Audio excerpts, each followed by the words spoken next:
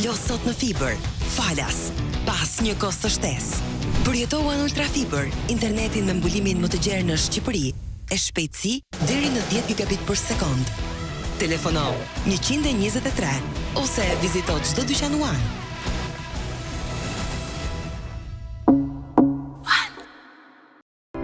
One 5G, certifikuar nga Unitele, si rjeti mobile, me shpejtësinë më të lartë dhe mbulimin më të gjerë në vend, e provuar, e konfirmuar, për te limiteve, në rjetin që ofron të gjitha në një, për ty.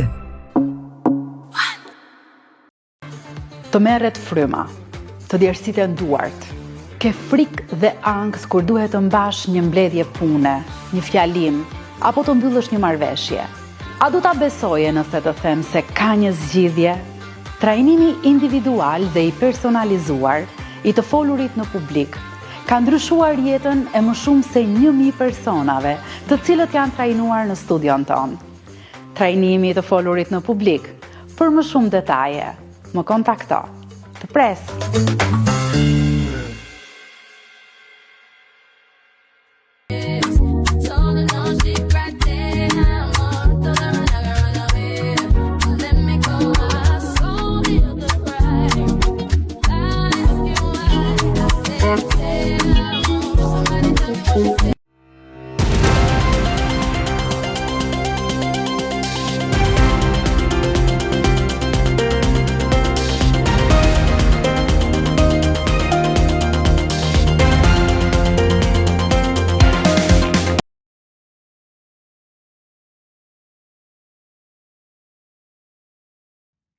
Përshëndetje dhe mirë se vini në një tjetër episod të podcast me kampionët. Siç tashmë kemi bërë tradit, përshëndesim One Connect Hub dhe Studion One Voice, të cilët bëjnë të mundë regjistrimet e episodeve tona.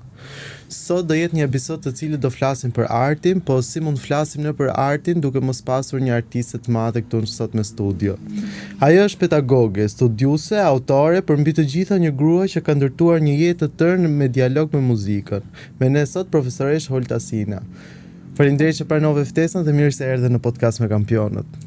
Falenderoj së pari për këtë podcast interesant dhe me një emërtim shumë sfidues do të thosha kampionët që jeni edhe këtu. Ne doshim të dishim për te pedagoge, studiuses apo autores, kush është Holta? Pyetje shumë interesante dhe të flasësh për veten është e vështirë, besoj gjithë e kemi këtë kompleks. Megjithatë do të thosha që rrugtimi im ka nisur shumë herët, që 5 vjeç, kur mamaja ime, duke qenë se ka mbaruar teoretikun, atë deg që sot quhet muzikologji dhe që unë kam përfunduar, ishte mësuese në shkollën e muzikës në Fier dhe më prezanton me mësuesen e violinës, Valentina Jazigega, një violiniste që kishte ardhur nga orkestra e Radio Televizionit Shqiptar, shumë e mirë, dhe ndërkohë unë filloj që 5 vjeç me violinën për të mbajtur pozicionin fillimisht, e pastaj u futa në shkollën e muzikës Andon Zoza dhe më pas Jakov Zoza, ku mbarova edhe studimet të shkollës mesme për violinë. Më pas të lartën, konservatorin pastaj, u ktheva në degën e muzikologjisë, e kam kryer atë me profesorin tim që dhe sot e kam idhull Albert Paparisto, dhe ndërkohë themën e diplomës e kam mbrojtur me një tjetër profesor, Sokol Shupo, për kodikët bizantin, që ishte një fushë e re për kohën. Dhe për ato kam votuar edhe një monografi së fundmi dhe jam në vazhdim të një pjesë të dytë të kodikëve dhe më gjerë. Pra muzika ka qenë gjatë gjithë pjesës së jetës suaj. Më ka shënuar, po. Çfarë është ajo gjë që u emocionon ende sot si në fillim?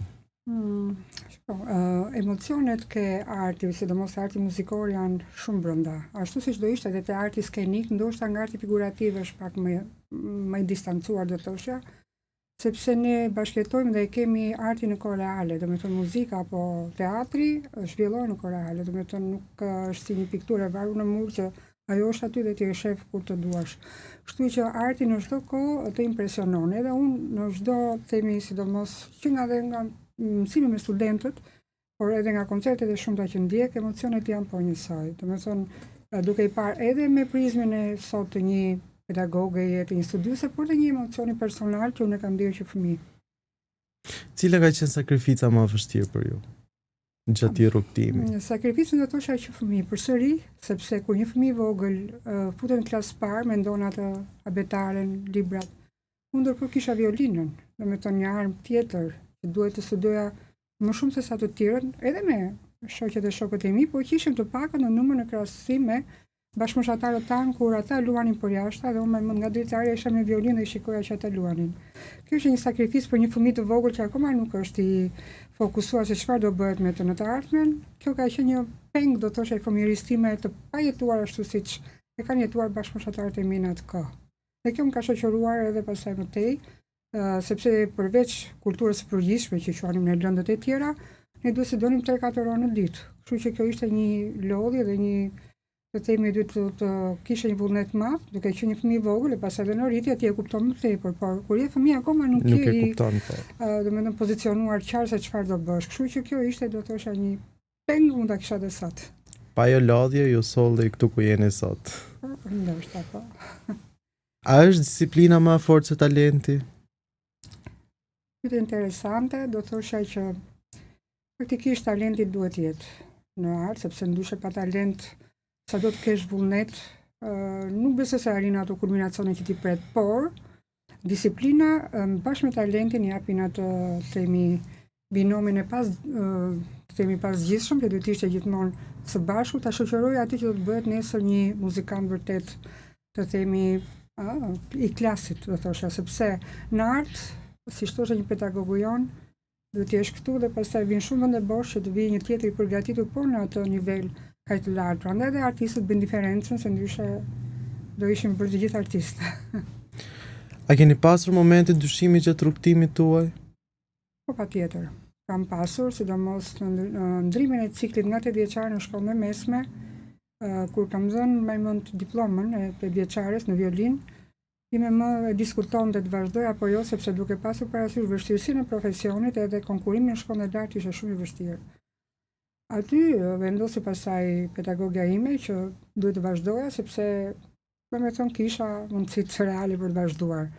Megjithëse tash unë ndërpreva për dhe për arsye aksidentale të duarve që më pata një problem, në të lartën pasaj konkurova për muzikologji. Ti e përmende pak faktin që kur ishit në fëmijërinë tuaj që shihje fëmijët që luanin ndërkohë ti duhet të studioje. A keni ndjerë ndonjëherë që është dashur të provoni më shumë se të tjerët përveç pjesës fëmijërisë? Ndoshta në pjesën kur u bët pedagoge, a keni ndjerë ndonjëherë momentin që është dashur të bëni më shumë se të tjerët? Po patjetër, sidomos arti e ka këtë përveçim. Dhe unë përpara se të isha pedagoge, sa marrova studimet në Akademinë e Arteve atëherë dhe sot Universiteti i Arteve. Biles unë e kam nisur me Institutin e Lartë të Arteve, sepse emra kanë ndryshuar në kohë. Më pas Akademi e Arteve dhe sot Universiteti i Arteve, unë kam punuar në Institutin e Folklorit ose Kulturës Popullore, siç njihesh në atë kohë, si studiuese etnomuzikologe fillimisht. Po nga bankat e shkollës kur shkova atje me të themi profesora më përvojë dhe unë kisha një diferencë shumë të madhe mosha me ata, aty pata një ngurim shumë të madh, thash. Po unë këtu, më thonë, dhe një 5 vjeçar përvojë që ishte aty me mua, ishte një përvojë, do thosha me profesorët e mi me një brez, jo me një, po me 2 breza sipër gati, do thosha, ishte një përvojë e madhe, por unë fillim isha shumë guruese. Ndërkohë kisha filluar dhe punën si pedagoge jashtme në Akademinë e Arteve dhe më pas aty vazhdova pastaj si pedagoge brendshme dhe deri sot që vazhdoj aty. Ky ka qenë momenti ngurimi tim, sepse aty u përballa me një tjetër situatë.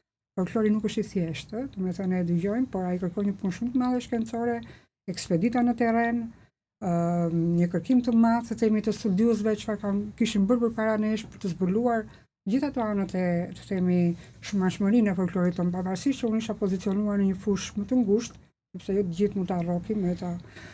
Por do të thosh aty ishte ai havi që më pyetet pa ngurues. Pastaj me kalimin e kohës unë pozicionova më shumë si muzikologe dhe kalova në krahun. Po gjithmonë etnomuzikologjia më ka shoqëruar sepse sidomos ke një botimi që ka bërë Mikodiko dhe pjesa e dytë që do ta vazhdoj dhe tani e kam piklite dhe pikë takime midis muzikës bizantine dhe muzikës son popullore ose folklorike, siç ne e quajmë. Kështu që më ka shërbyer goxha kjo lidhje dhe kjo eksperiencë në atë më dukesh sikur e kisha, sikur jo. Domethënë ai ishte në subkonsciencë dhe doli në dritë më pas. Çdo përvojë është e vlefshme, domethënë. Çfarë kërkoni më shumë tek një student? Talent, disiplinë apo kuriozitet? te studenti talenti duhet jetë. Unë kërkoj patjetër një disiplinë dhe do të thoshja atë përvetësimin e anës teoriko-praktike, sepse unë jap një lëndë specifike aty që është analiza e formave muzikore, dhe kjo ka të bëjë respektivisht me partiturën muzikore. Atë që studenti në fundit do interpretoj, do këndoj, do luaj, pra çdo gjë që shkon, krimtaria, ai që do luaj, që do interpretoj, pra gjitha shkon ke partitura. Nëse ne nuk njohim një partiturë muzikore, atëherë do thosha që këtu puna do çalonte, sepse sa do të kesh një vesh të mirë muzikor, duhet patjetër dhe shkollimi, flas për muzikën klasike, atje ku ne prestojmë se për të folur për muzikant, do themi popullor ata janë, por nëse do bëj një shkollë të mirë fillt, atëherë duhet patjetër një njohje shumë e mirë teoriko-analitike. Dhe prandaj unë te studenti synoj përveç talentit të tyre dhe kur e shoh që ai është, domethënë atëherë inkurajoj më tepër që ata të formohen edhe më shumë në këtë drejtim, që të domethënë jo vetëm talenti, por dhe puna, vullneti dhe formimi i përgjithshëm kulturor tek ata të jetë i qëndrueshëm. Ne jemi mësuar gjithmonë që nxënësit apo studentët mësojnë nga pedagogët. A ka ndodhur me ju që ju të mësonin diçka nga studentët? Edhe kjo është një pyetje me interes. Mendoj që do më thoshit edhe ju nga pedagogët tuaj, sa jo patjetër pa diskutim. Po pra. Faktikisht studenti edhe ai të hap një horizont pa diskutim, kur ka inteligjencë. Sidomos tek fusha e artit, prandaj është kjo pyetje. Aty që ka thënë profesori im, që studenti vlerësohet më shumë nga pyetjet që bën se nga përgjigjet që jep. Domethënë që janë të detyruara që ti kërkoj profesori nga pyetjet inteligjente që ai bën. Dhe ndërkohë nga këto pyetje inteligjente, vërtet që mbetet edhe ti abstragon dhe më tepër. Këtë thoshte profesori Paparisto kur vinte, thoshte shikoj me interes për shembull një vepër muzikore që ne analizonim sepse nuk e kam parë në këndvështrimin tuaj, na thoshte. Domethënë edhe ai që ishte të themi një profesor i ekselent, e thoshte këtë gjë. Domethënë dhe modestia dhe çdo gjë ishte brenda tij, ndërkohë dhe unë e kam përcjell ndoshta këtë gjë dhe pres që studentët më bëjnë pyetje të tilla dhe gjithmonë i nxis ata në këtë drejtim. Si e shihni ju brezin e ri sot? Brezi i ri sot do thosha që mund ta marrim në të dy kahet. Edhe unë kam të dyja këto diferenca që i shoh ke studentët e mi në klasë, më duket sikur nuk ka një rrugë të mesme. Ka ose nga ata që janë vërtet të përgatitur dhe kanë të themi vokacionin për të ecur më tej, në një pjesë tjetër që nuk e kanë këtë interes. Sidomos tek ne në Universitetin e Arteve duket sikur është edhe përflitet kjo që ka rënë niveli etj. Megjithatë do thosha që përsëri konkurrojnë, përsëri vinë ke ne dhe shumë nga studentët tanë edhe kanë vazhduar dhe së fundmi kemi përsëri dhe biles para 3 ditësh kur ne bëmë takimin këtu. Erdhi një studentja jonë, ku vllai sa që ka qenë me studenti jonë, po ecën shumë mirë jashtë shtetit sot në një master. Domethënë, mbaroi ke ne dhe vazhdon, jo vetëm ai, po dhe të tjerë. Kështu që ka të tillë, të cilët e kanë këtë vokacion dhe duan të vazhdojnë. Niveli tjetër pastaj është diskutueshëm sikudo. A është opera më shumë drama apo filozofi për ju? Më duket se po merr spunta prej librit tim, që ka botuar së fundi, Opera Koncept dhe Strukturë. Do të thosha që opera i përmbledh të gjitha, është vetë një art sinkretik, ku ka brenda muzikën, fjalën, lëvizjen, kostumet, skenografinë e të gjitha. Kështu që përmes dramës ai përcjell çdo gjë tjetër brenda, sepse drama në vetvete, fjala dram është shumë e gjerë në këtë kuptim dhe ose fjala dramaturgji do të thosha brenda këtij arti, i ka të gjithë komponentët së bashku, kështu që pak nga të gjitha. Ose shumë nga të gjitha, gjithsesi, sepse i ka të dyja krahat për të thënë që është një art sintetizues dhe të gjithë komponentët duhet të jenë në një rrugë, në një drejtim që të sjellin një finalizim, po themi ashtu siç janë operat tona që dëgjojmë, domethënë opera që dëgjojmë në skenat botërore dhe në skenat tona, kur veprat që kanë ngjerur sot në shekuj. Nëse jeta juaj do ishte një opera, çfarë akti mendon se po jeton tani? Aktin e dytë. Operat mund të jenë me 3 ose me 4 akte, ka edhe më shumë, me 5 akte pak më të rralla, por mesatari aty, shumë që do thosha ke mesi. Akoma se shpresoj nuk ka finalja. Dhe themi tjetë pak me largët, ose sa me largët. A ka një vepër që ju përfaqëson ju personalisht? Operistike? Po. Nëse do të thosha për parapëlqim, patjetër që ka. Unë edhe ke libri që kam shkruar tash së fundmi, kam Rigoletton, një operë time shumë të dashur. Tash nëse do ta identifikoja vetëm me Gjildën, me personazhin kryesor, kam pak pika takime me të, në atë natyrën e saj timide, ashtu kam ardhur dhe unë, domethënë në atë ndrojtjen dhe një lloj brishtësie, pa diskutim, por jo pasaj atë finalen që ajo pati. Por si opera komplekse dhe si përjetim emocional timin, ajo është për mua opera kulminative. Çfarë ju jep ju paqe? Cila është ajo gjë që ju jep ju paqe? Që mund të lodheni, mund të stresoni, dhe vetëm në atë moment ju gjeni paqe. Ke shumë të drejtë. Kur mbaron realizimi diçkaje, ajo është finalizimi një përpjekje që bën në mënyrë të pareshtur, qoftë një botim, qoftë një artikull, qoftë një gjë nga jeta, domethënë që realizon edhe e ke vënë si pikë synim, atëherë nëse ajo përfundon, unë aty gjej pak paqen, por ndërkohë do thosha edhe pak boshësi, sepse në atë moment duket sikur të gjitha ato që ti ke dhënë i ke shkarkuar. Dhe du të ringarkohesh përsëri për të ripozicionuar diçka tjetër, për të bërë diçka tjetër në të ardhmen. Kështu që është një moment pauze ky i paqes për të rinisur diçka tjetër, një punë tjetër. Çfarë ju lodh më shumë në realitetin aktual?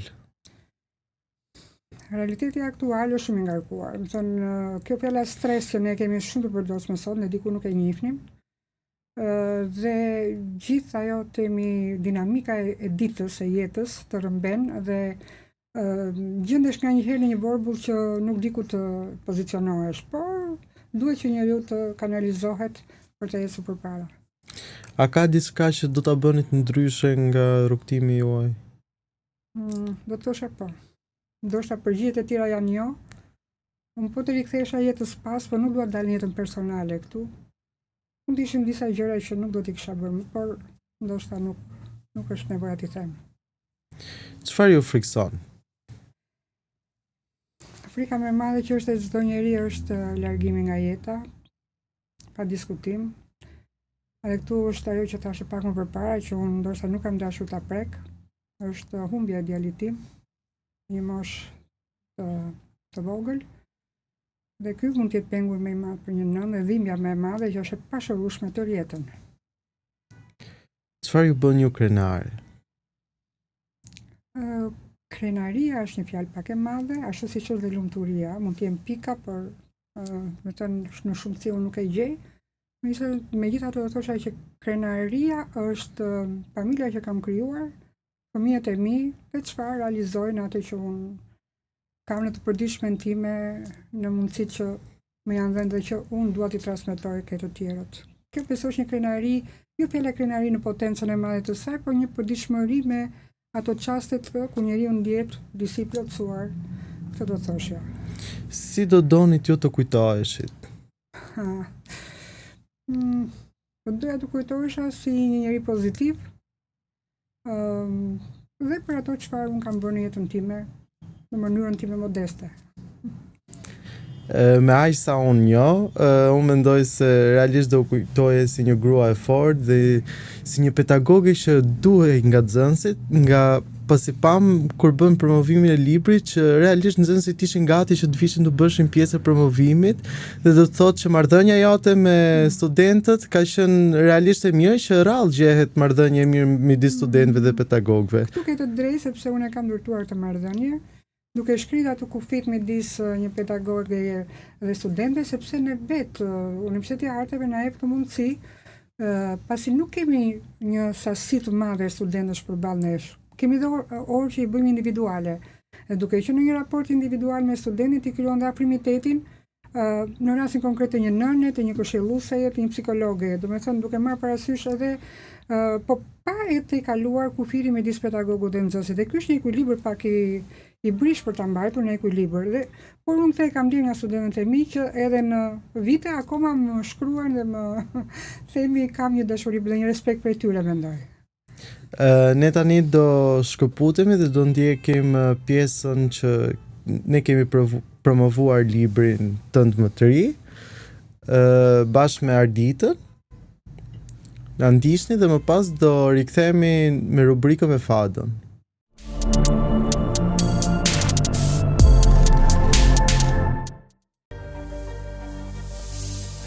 Kalo sot në Fiber, falas, pas një kohë së shtesë. Përjetohan ultrafiber, internetin me mbulimin më të gjerë në Shqipëri, e shpejtësi deri në 10 gigabit për sekond. Telefono 123 ose vizito çdo dyqan One.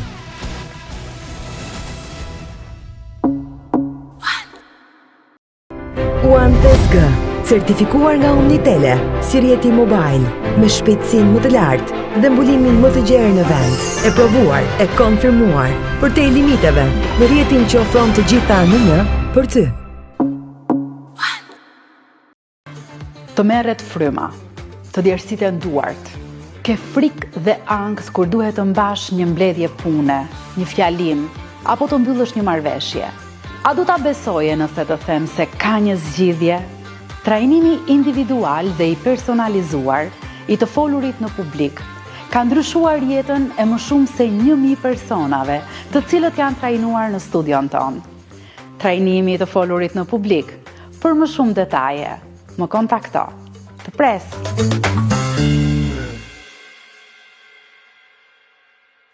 She said, hey, I'm all that she put her head around me waist. Told her no, she cried, hey, I'm all, told her I'm not gonna run away. Let me go, I saw the other bride. I asked you why, I said, hey, I'm all, somebody told.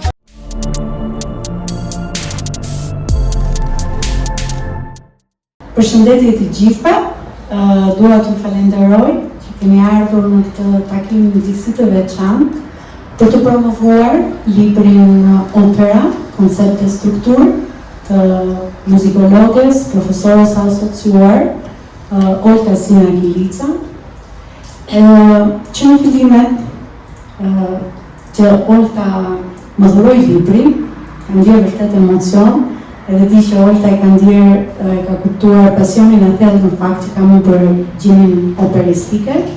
Sa lexova në fakt parathunjen e librit nga profesor Fatmir Rusi, kuptova që në librin tuaj gjinia operistike vinte në një kornizë konceptuale dhe strukturore përtej emocionit të skenës, përtej magjisë së zërit njerëzor. Olta dua t'ju përgëzoj shumë për punën e jashtëzakonshme, është një kontribut shumë i rëndësishëm në muzikologjinë shqiptare dhe duke shfletuar librin, kuptova që dhe ti ke një pasion të fshehur për operën në veçantë për kompozitorin Giuseppe Verdi dhe pikërisht në fakt edhe Let Wall do të shfaqet, do të hapet me arjen një më të njohurat, arjen e Rigolettos. Si që thash, që në fillim që më lindi ideja, kisha shumë dëshirë që këtë promovim në fakt, nëse është i pari Olta, i libritën, të edhe ndaja me studentët e Fakultetit të Muzikës dhe në veçarisht me këngëtarët e rinj lirik, gjithashtu dhe me ardashës së operës, për ta kuptuar më thellë rëndësinë edhe këtë gjini që është gjini komplekse, e ndërtuar ashtu si thot dhe autorja mbi trinonin teatr, letërsi, muzikë, që janë 3 shtylla kryesore të Pandara dhe vijnë në mënyrë shumë organike, në strukturën formale, por dhe konceptin e dramaturgjisë, që janë element të rëndësishëm ashtu siç është emocioni i interpretimit.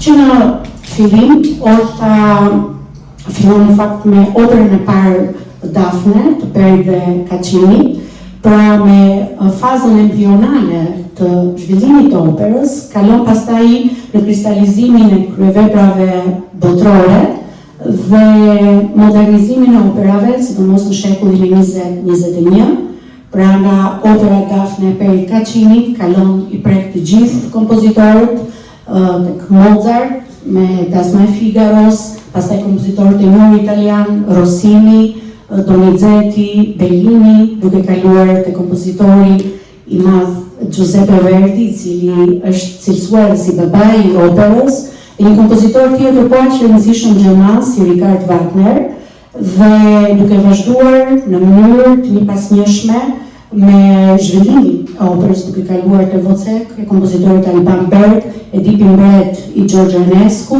edhe të disa skema të tjera shumë të zhvilluara, si që janë Porgy and Bess i Gershwinit dhe tek po themi muzikalet, më vonë amerikane dhe europiane të shekullit të 20.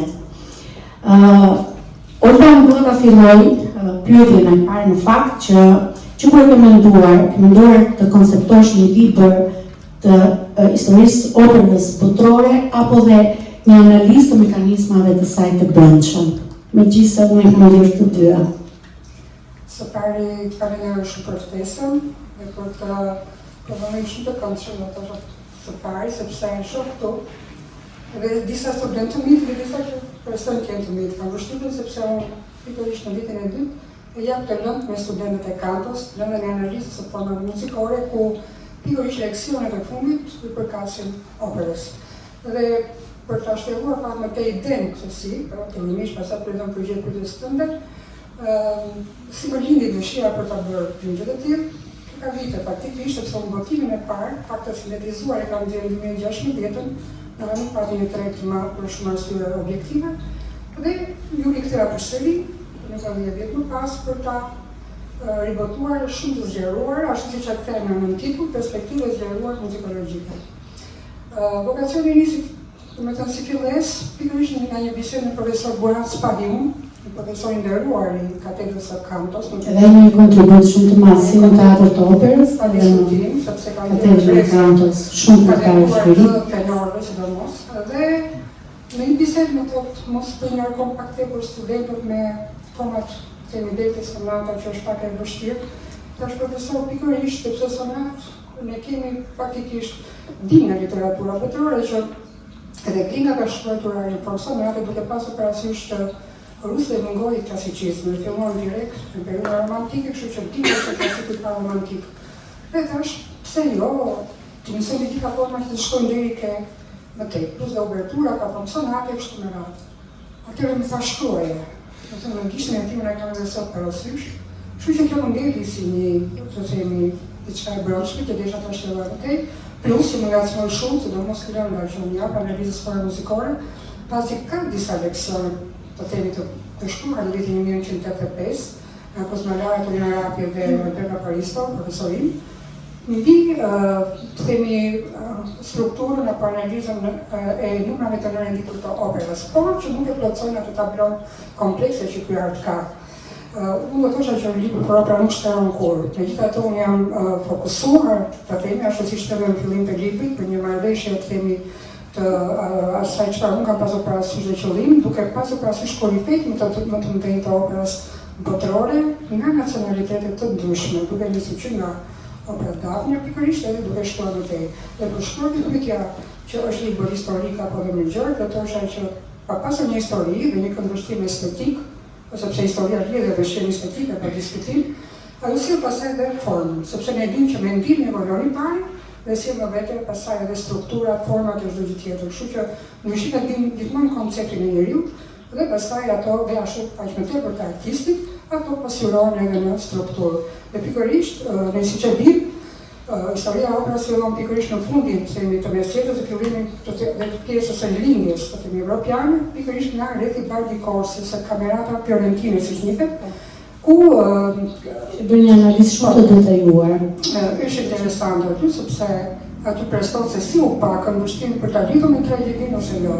Pra ata dëshon të ngrihen dhe prandaj është tragjedie, por diçka tjetër pikërisht të quajtur opera, që faktikisht në italianë do të thotë punë me verb. Do të thotë nuk është specifikuar në term specifik, por ajo ngeli e tillë, sepse është një kompleks i gjitha të themi sintetizimit të mendimit muzikor, teatral, dramaturgjik, të veprimit skenik pa diskutim, të skenografisë, të kostumografisë, dhe që gjithë komponentët që ajo përmban në vetvete, sepse diku më shumë diku më pak ato prestojnë aty. Dhe pikërisht që këtu nisi, siç e them në tutje, që krijohet ajo formula skem, edhe si e tillë. Pra, po kemi parasysh që kjo fillon para klasikizëm, te periudha baroke, klasikizëm dhe romantizëm do të themi kristalizuar së tepër në solli ato vepra për vepra që ne dimë sot, dhe krijuan atë kornizën që sot është shohim këtu e pa diskutueshme që këto vepra vjen në shekuj. Dhe këtu do ta themi ndoshta më tej që pse këta Me qenë se unë më përpara e parashtrova dhe thash fola për trinomin që ti e ke thënë që në faqen e parë të librit, teatr, muzikë edhe letërsi. A ka periudha që këto mbi vendosen, do me thënë mbi njëra tjetër dhe do të thosha diçka tek opera, zhvillimi i operës moderne është u transformua apo ishte më relative? Do me thënë Ke fjalën për primatin që kërkohet në një periudhë së tjetër. Do të thosha që për një periudhë ka primate. Pikërisht, po ta marrim disa pika, 4-5 pika do të thosha mund të jenë më gjërë. Ka të tilla.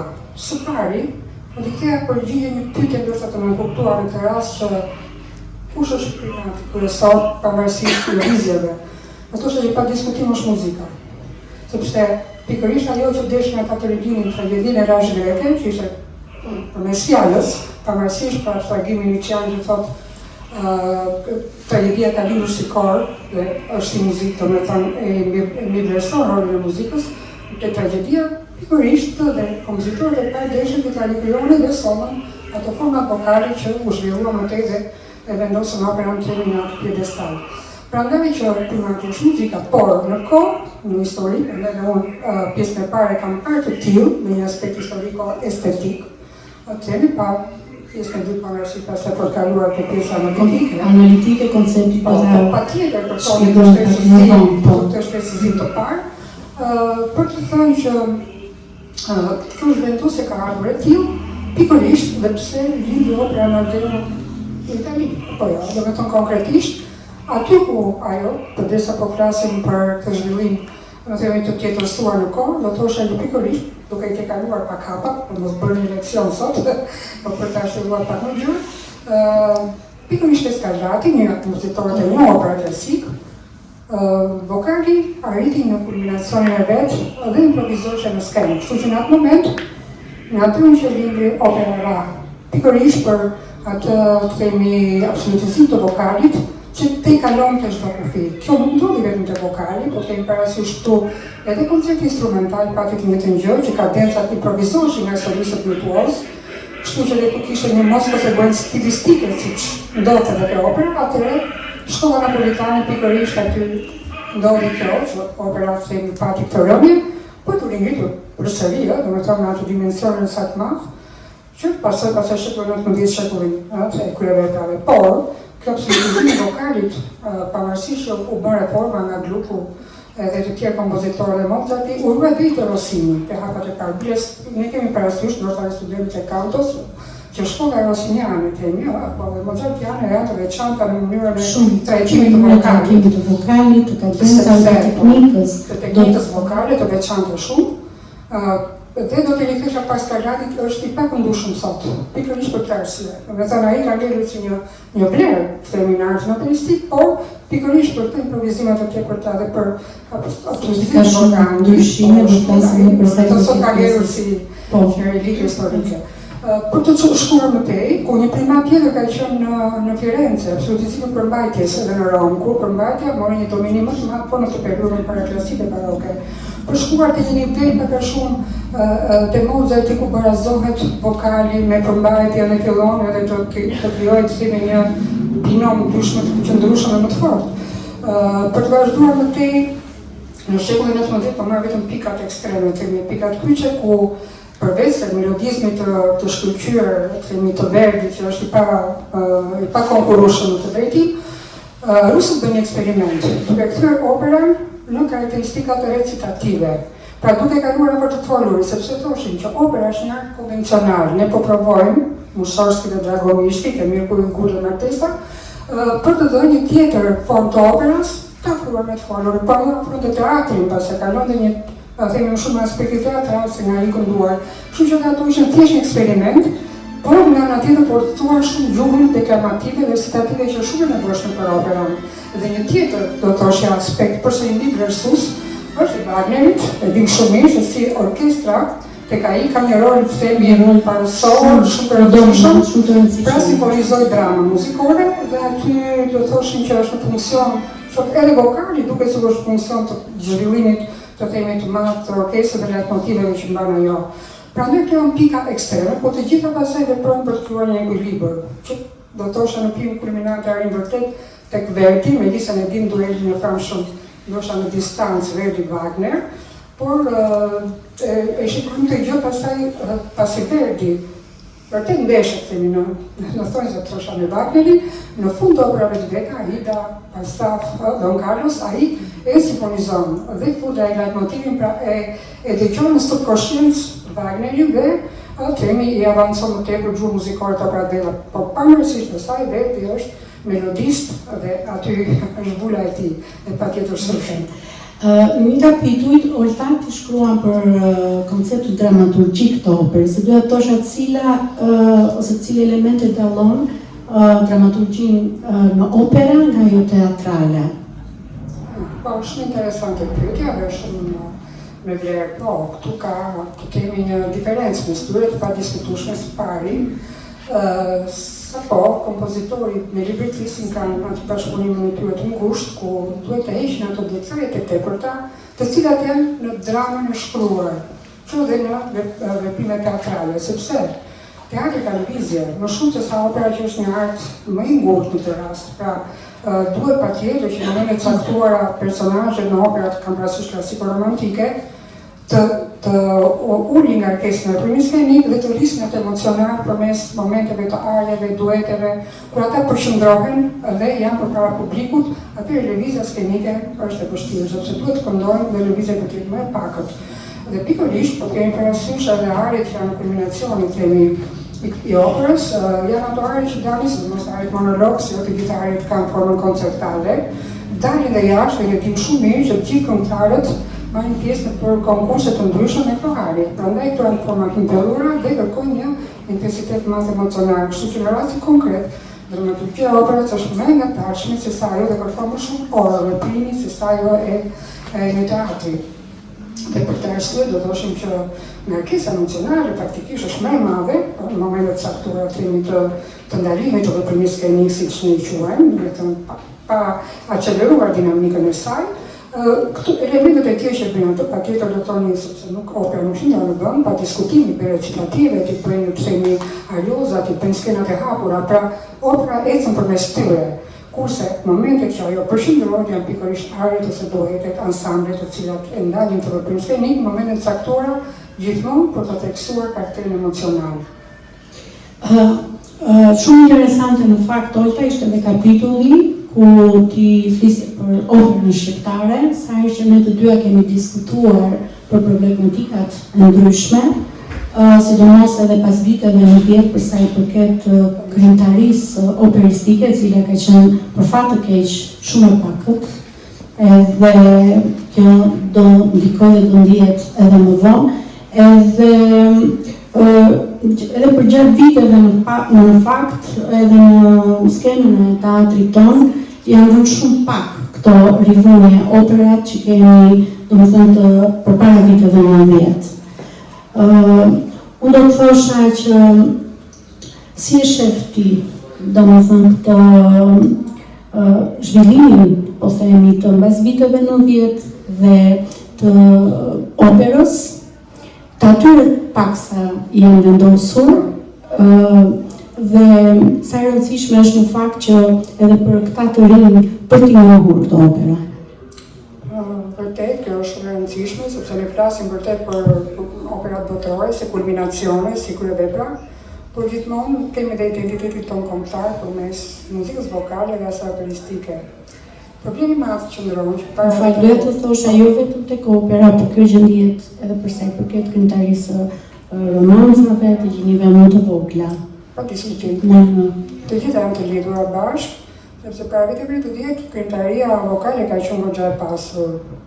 Si në sferën e romancës, po kështu dhe kantatat oratore, po që të cilat sot kanë ngelur të konservuara për hir të ideologjisë së fortë që ato kanë brenda që ngarkesës madhe të themi të kohës. Dhe kështu që ato janë sot të pa vendosura, të pa rikthyer në skenë. Kjo gjë ka ndodhur me operën deri diku. Neve duke sigur e referohemi gjithmonë dhe themi kemi rikap. Gjithmonë opera e parë, gjithmonë ka ngjerë duke kohës, po. Edhe në fakt, edhe në provimet e studentëve dhe në koncertet e tyre gjithmonë në repertor këndohen domethënë arjet më të rëndësishme të kësaj opere, megjithëse gjithmonë i sugjeroj që të zgjerojnë repertorin sa më e rëndësishme për të njohur edhe kompozitorë të tjerë që kanë dhënë kontribut shumë të çmuar në artin operistik shqiptar.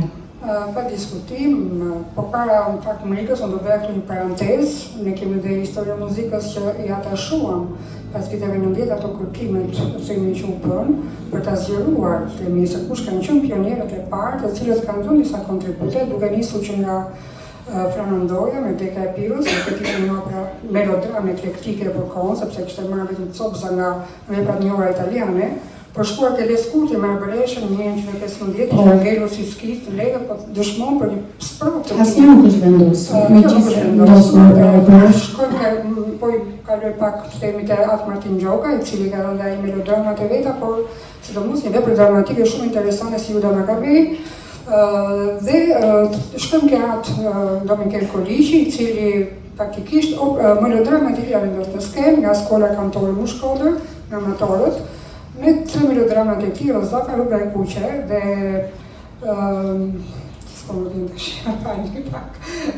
tre operat e tij, domethënë dhe në këtë rast këto 3 melodrama praktikisht janë të rëndësishme dhe prestuan më pas për shkuar drejt asaj do krijohej si opera parë kombëtare, opera amerikane në vitin 1958, u bë fillimisht në Shkodër, në 1959 pastaj në Tiranë, në Teatrin Bazë të Baletit.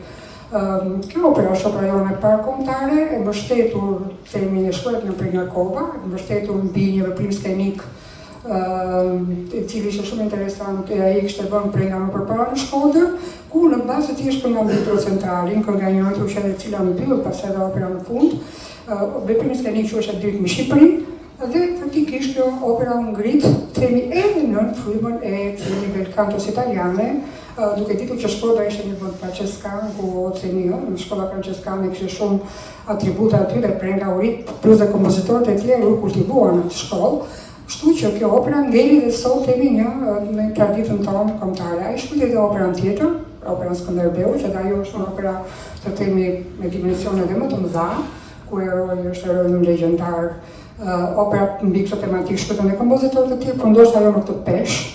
Për të shkuar te Kristokono me Lulën e Kujtimit, kjo është rivënë në skenë, me disa të themi thjeshtëzime në pikpamje ideologjike, dhe është rrisje përsëriti, kjo është një gjë e mirë që ajo është rivënë në skenë. Kurse dy opera të tjera që faktikisht për kohën kanë qenë të rivëna disa herë, dhe unë i kam parë gjithmonë të premteve, sa atëherë ishte dita e operas, komisari dhe zgjimi, dhe me të komisari Nikola Zoraqi, zgjimi Tonino Arapit, por ka një ngarkesë të madhe mbi luftën e dy botërore, me ngjarjet e saj, koralet i kanë gjatë, bukura dhe të interesante, por që janë opera sot të konservuara për hir të ideologjisë së kohës.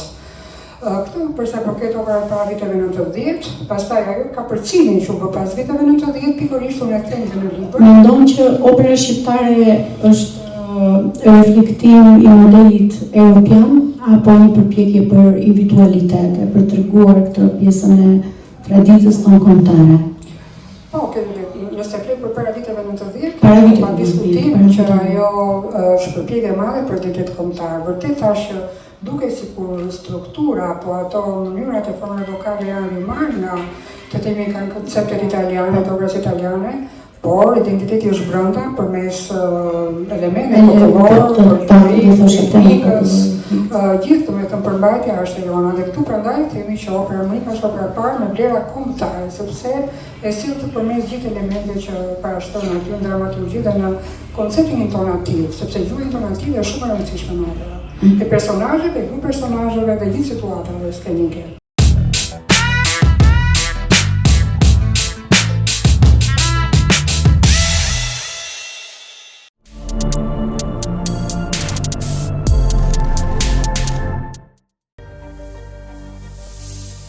Kalo sot në fiber, falas, pas një kost të shtesë.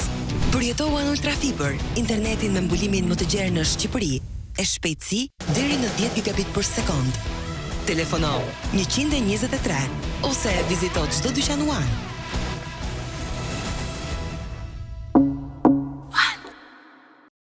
One 5G, certifikuar nga Omnitele, si rjeti mobile, me shpejtësinë më të lartë dhe mbulimin më të gjerë në vend. E provuar, e konfirmuar, për te limiteve, në rjetin që ofron të gjitha në një për ty. Të merret fryma, të djersiten duart, ke frikë dhe angst kur duhet të mbash një mbledhje pune, një fjalim, apo të mbyllësh një marrëveshje. A du ta besoje nëse të them se ka një zgjidhje? Trajnimi individual dhe i personalizuar i të folurit në publik ka ndryshuar jetën e më shumë se 1000 personave, të cilët janë trajnuar në studion tonë. Trajnimi i të folurit në publik, për më shumë detaje, më kontakto. Të pres.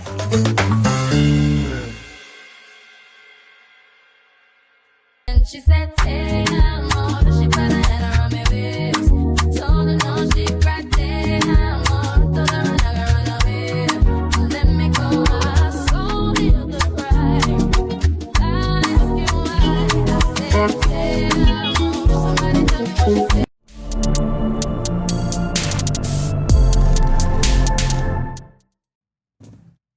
Rikthehemi në rubrikën me Fadon. Faleminderit ju kampionët tanë që po na ndiqni. Loja që kemi zgjedhur për profesoresh Holton sot është do japim dy zgjedhje dhe ai do bëj vetëm një zgjedhje. O këtë o atë themi, po. Opera apo simfonia?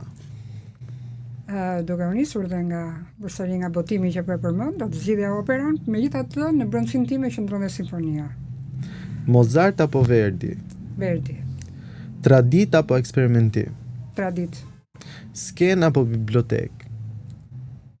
Të dyja pak e vështirë ndaj, po skena do thosha përsëri duke ndetur të arti. Student i talentuar apo student punëtor? Edhe këtu duhet ishin të dyja bashkë, po pa talent nuk ka punë, kështu që i talentuar fillimisht. Disiplina apo liria krijuese? Disiplinë. Rreptësi apo mirëkuptim? Mirëkuptim. Ne e prekëm pak edhe te Po, pjesë. patjetër. Kritika direkte apo diplomacia? Diplomacia. Brezi viteve 90 apo brezi i sotëm? Viteve 90 unë jam piks e brizit të viteve 90, sepse kanë filluar Universitetin e Arteve në vitet 90 me protestat e mëdha që u bën, kështu që jam brenda atyre viteve. Deti apo mali? Deti. Libër klasik apo ese moderne? Libër klasik. Idealizëm apo realizëm? Idealizëm. Qetësi apo debat intelektual? Debat intelektual. Emocion apo logjik? Logjik, por edhe emocionin. Duhet. Forcë apo ndjeshmëri? Ndjeshmëri. Ambicia apo përmbushje? Përmbushje. Të dëgjosh apo të flasësh? Të dëgjosh. Kafe apo çaj? Çaj. Udhtim pune. Faleminderit për përgjigjet e sinqerta. Ne tani do rikthehemi në pjesën e fundit.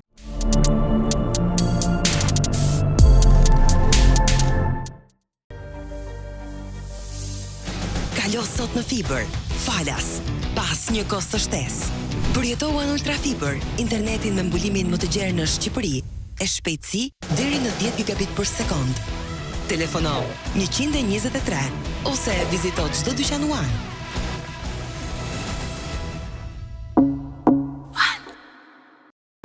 One 5G, certifikuar nga Omnitele, si rjeti mobile, me shpejtësinë më të lartë dhe mbulimin më të gjerë në vend. E provuar, e konfirmuar, për te limiteve, në rjetin që ofron të gjitha në një për ty. Të merret fryma, të djersiten duart, ke frikë dhe angst kur duhet të mbash një mbledhje pune, një fjalim, apo të mbyllësh një marrëveshje. A du ta besoje nëse të them se ka një zgjidhje? Trajnimi individual dhe i personalizuar i të folurit në publik ka ndryshuar jetën e më shumë se 1000 personave, të cilët janë trajnuar në studion tonë. Trajnimi i të folurit në publik, për më shumë detaje, më kontakto. Të pres.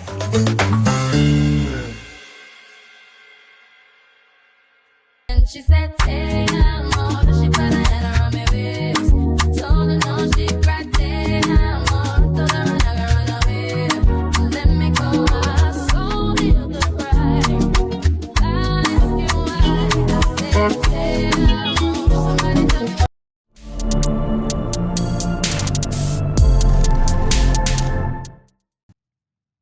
Ja kur I kthehemi dhe në pjesën e fundit, ku nga profesoresha Olta ne do I kërkojmë një mesazh për gjithë të rinjt që duan të ndjekin artin. Mesazhi im do të ishte I thjesht, ai që kërkoj edhe më shumë sot, që të ndjekin pasionin së pari, sepse pasioni çon më pas në vullnet dhe në realizimin e atyre ëndrave që ata kanë. Pra unë shoh ky brez që mund të kenë talent, mund të kenë prirje, por ndjej ashtu se ke fëmijët e mi një lloj tërheqje nga të themi nga përditshmja duke I marrë kohë dhe teknologjia. Kështu do thosha që pasion, patjetër pasion dhe pastaj vullnet për të realizuar ëndrën. Ke pasur ndonjë këshill që ta kanë dhënë ty dhe ti, domethënë, ja transmeton nxënësve? Po, patjetër. Që është një këshill për shembull që ty të ka mbet në memorien tënde. Unë duke qenë fëmijë një mësueseje, kështu që mësuesja gjithmonë jep këshilla, mamaja ime. Dhe gjithmonë ka qenë punë. Dhe këtë do të thoshja, por sot është duket pak si arkaike kjo fjalë, sepse nga shpejtësia thashë edhe njëri teknologjisë duken sikur gjërat përthiten më shpejt, por ato që ngelen vijnë të realizuar përmes librit që pavarësisht që është digital apo letër, duhet të jetë I pranishëm kudo dhe të mos heqim pra vëmendjen nga e reja, jo thjesht e teknologjia që përsëri është një prurje për kohën, por edhe ke libri, ke të themi ke studimi flas për studentët tanë që do të kenë një kohë mjaftueshmërisht për të studuar, për të dhënë maksimumin e tyre, gjë që sot duket sikur është reduktuar paksa. Prandaj të thosha që kërkimi personal është gjithmonë ai që të çon përpara, dhe nëse do kesh pasion dhe vullnet, do të gjë realizohet. Ne kemi dhe pyetjen finale të podcast me kampionët, cili është kampioni juaj? Te kjo pyetje unë do kaloja prapë në atë diçka personale që I mbir që sot është në qiell, Marsi është kampioni im. Me këtë mbyll. Faleminderit që ishe me ne sot. Ne shpresoj që të shihemi sërish në aktivitete të tjera, siç bëm edhe promovimin e librit. Dhe unë mendoj që Zoti sjell sfida njerëzve që ai do t'i shohë të fortë. Falenderoj dhe kjo ishte mbyllje shumë e bukur dhe për atë që unë thash prapë më përpara, që vërtet ndoshta forca gjendet në diçka që ne nuk e kemi në dorë.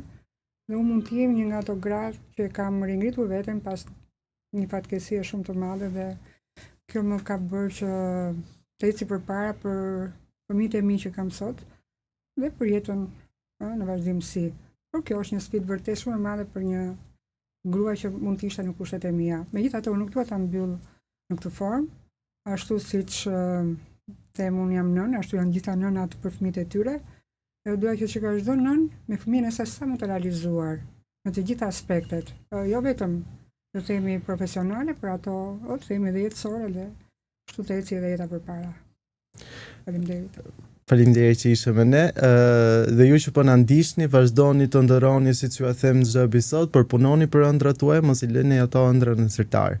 Bashkë do shihemi episodin tjetër.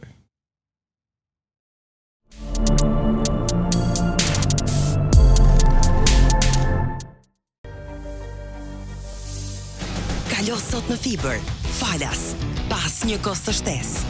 Përjetohu Ultra Fiber, internetin me mbulimin më të gjerë në Shqipëri, e shpejtësi deri në 10 gigabit për sekond. Telefono 123 ose vizito çdo dyqan One.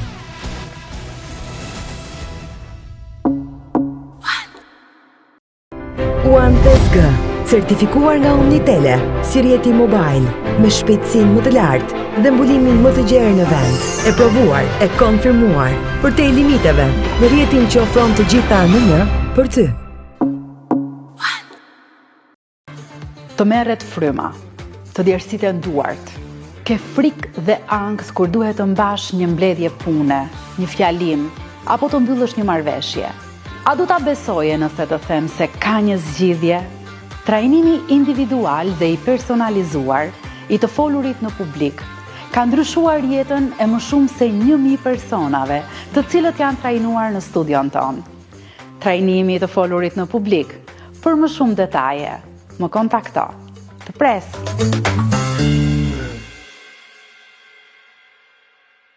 And she said, hey, I'm all that she put her head around my waist. Told her no, she cried, hey, I'm all, told her I'm not gonna run away. Let me go, I saw the cry. I asked you why, I said, hey, I'm all,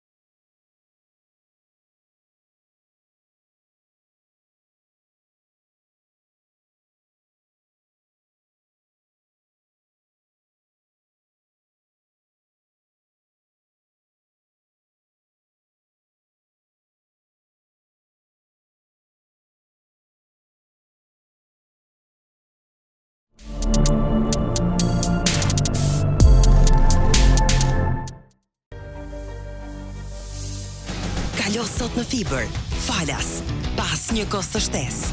Përjetohu në ultrafiber, internetin me mbulimin më të gjerë në Shqipëri, e shpejtësi deri në 10 gigabit për sekond. Telefono 123 ose vizito çdo dyqan One.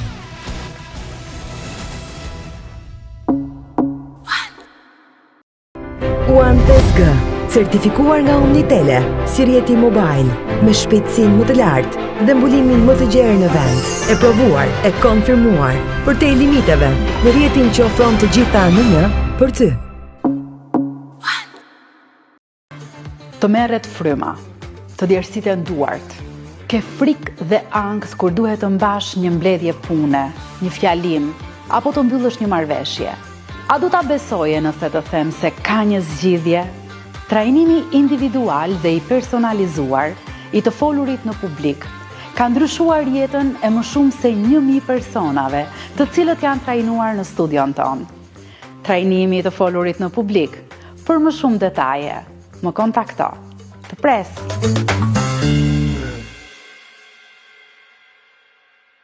And she said,